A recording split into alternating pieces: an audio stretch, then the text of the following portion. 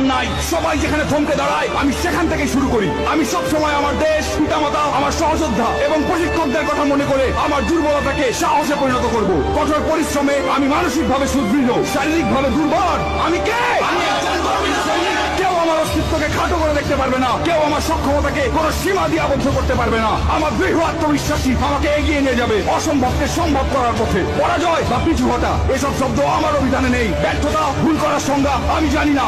আমার হৃদয় দুর্বলতার কোনো স্থান নেই। আমি কে?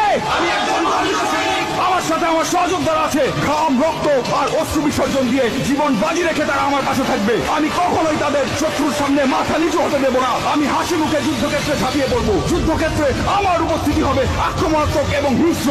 শত্রু আমাকে দমিয়ে রাখতে পারবে না। সাহারিয়া পহলায়া গেল